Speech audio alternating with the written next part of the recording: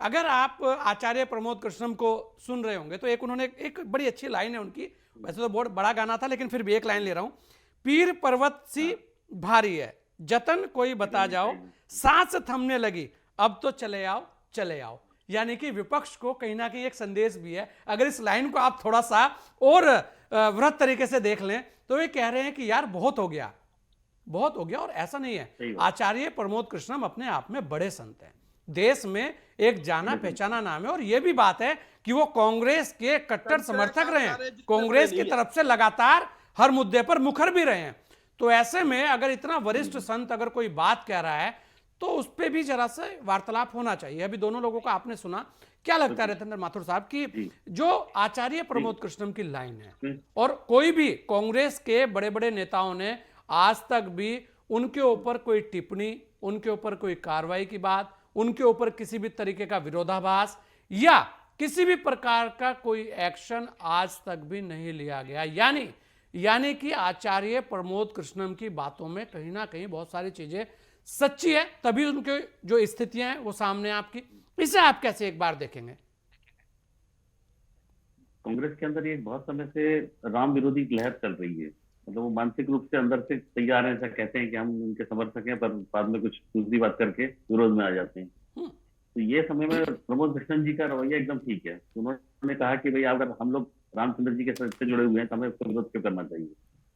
पर प्रमोद कृष्णन जी का एक बात और कहना है कि कांग्रेस के अंदर एक कोटरी है, वो कोटरी हम लोगों को कॉर्नर करती है। मेरा विरोध कोई नहीं करता, पर एक कोटरी करती है। और क्या होता है कि सोनिया गांधी जी ने कांग्रेस के अध्यक्ष पद से त्याग पत्र दे दिया, राहुल जी ने त्याग पत्र दिलवा दिया, पर एक कोटरी ने त्याग पत्र नहीं दिया। तो ये कोटरी जब तक कांग्रेस में रहेगी, और ये भाजपा की समर्थक, उनका आरोप उल्टा है, ये भाजपा की तरफ से बोलती काम करती है। ये एंगल इसको समझने वाला है कि पॉलिटिकली कांग्रेस के अंदर एक लोग हैं जो बीजेपी का अंदर समर्थन कर रहे हैं। वो तो ऐसे ऐसे बयानबाजी करते हैं जिससे भाई बीजेपी को फायदा होता है। ये प्रमोद कृष्णन जी का आरोप है। खैर अब आप ये तो देखिए माथुर साहब, अकेले प्रमोद कृष्णम है जो और कांग्रेस की तरफ से लड़े हुए हैं कि नहीं हम ठीक है, राम हमारे भी है, हम हाँ राम के हैं, राम सबके हैं। अकेले प्रमोद कृष्णम लगातार लड़ाई लड़ रहे हैं। जी जी।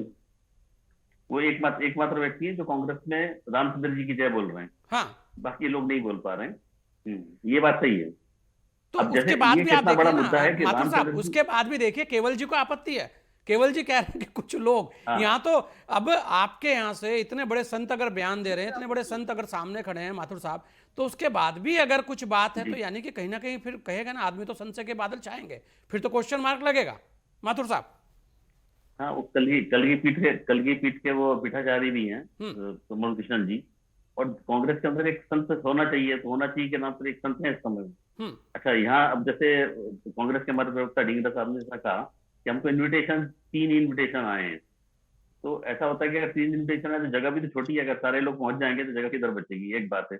और लोग जाते हैं, किसी ने मनाही तो की नहीं। अच्छा, मेरे इन्विटेशन तो आपको और मेरे को भी नहीं आया हुआ है, तो हम लोग भी अगर कुछ करना उसमें शामिल होना चाहते हैं तो आसपास के मंदिर में बैठ के कार्यक्रम कर सकते हैं। जो हमारे निकटस्थ मंदिर है उसमें जा सकते हैं, कार्यक्रम कर सकते हैं। तो ये चीज के लिए किसी ने नहीं रोका। फिर आप जो है 20 तारीख 22 तारीख नहीं, उसके बाद चले जाइए। अच्छा, ये एक ऐसा मुद्दा है कि जो राम है हमारे अंतर्राष्ट्रीय व्यक्तित्व हैं।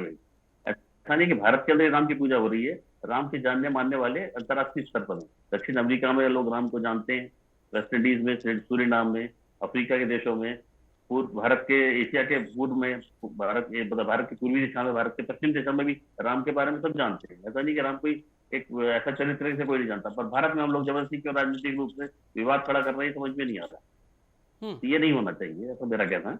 और इसमें जो हमारे दो तीन बातें और हैं कि जब एक बड़ा मुद्दा आया हमारे सामने तो सारे देश के अंदर सबको मानसिक रूप से तैयार किया जाए। एक अगर विरोध अगर खत्म हो जाए देश के अंदर कि रामचंद्र जी कोई नहीं थे या काल्पनिक थे, वो तो खत्म हो गया, सब कल्पना वाली बात।